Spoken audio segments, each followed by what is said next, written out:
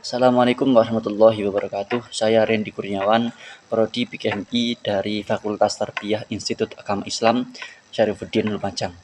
Di sini saya akan menjelaskan tentang manajemen kurikulum dan peserta didik di lembaga pendidikan Islam. Manajemen kurikulum dan peserta didik merupakan aspek penting di lembaga pendidikan Islam. Kedua hal ini terkait dan menjadi faktor utama dalam keberhasilan lembaga pendidikan Islam dalam mencapai tujuannya.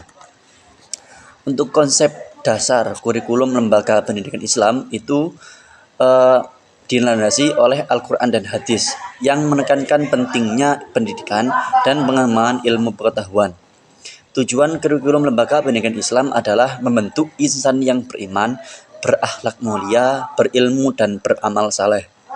Kurikulum lembaga Islam mengintegrasikan nilai-nilai Islam ke dalam semua mata pelajaran, sehingga pendidikan tidak hanya berbasis pengetahuan, tapi juga nilai.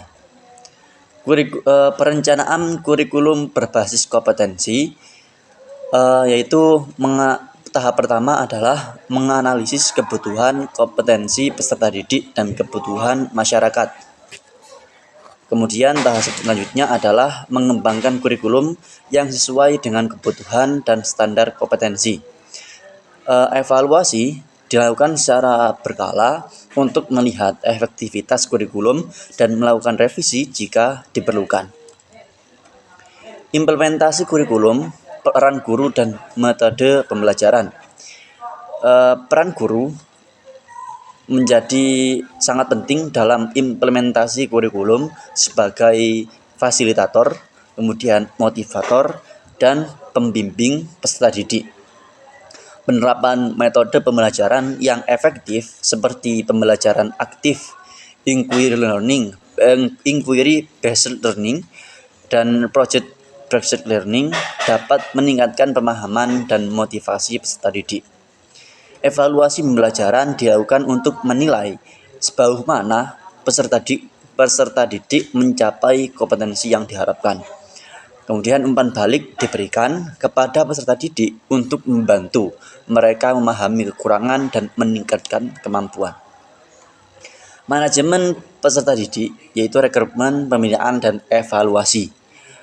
Proses rekrutmen pendidikan didik dilakukan secara seleksi ketat untuk memastikan kualitas dan kesesuaian calon peserta didik dengan nilai-nilai Islam.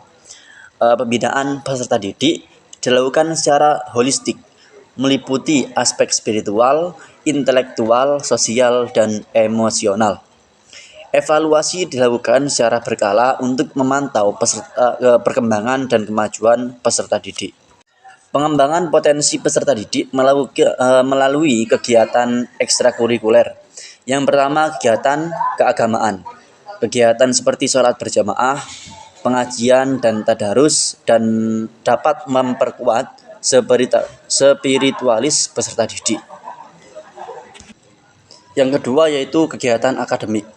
Kegiatan seperti olimpiade, seminar, dan workshop dapat meningkatkan kemampuan akademik peserta didik.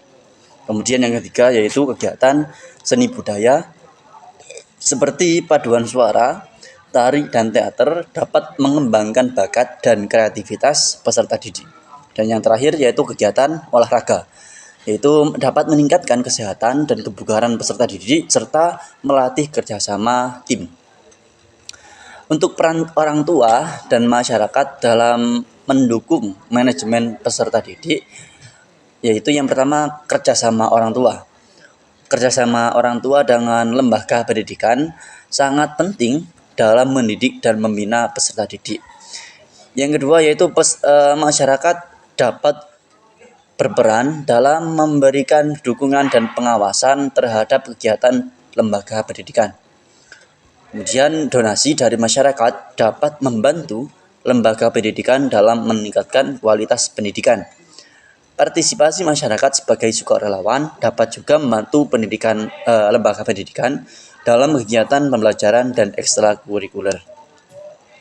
Kesimpulannya, manajemen kurikulum dan peserta didik di lembaga pendidikan Islam memiliki peran penting dalam membentuk generasi penerus yang beriman, berakhlak mulia, berilmu dan beramal saleh.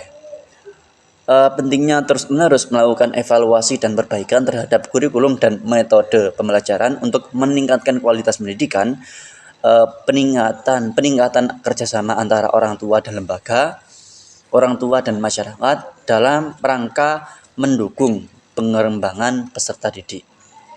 Baik, itu adalah keterangan dari manajemen kurikulum dan peserta didik di lembaga pendidikan Islam. Mungkin itu cukup untuk itu saja. Saya ucapkan terima kasih. Wassalamualaikum warahmatullahi wabarakatuh.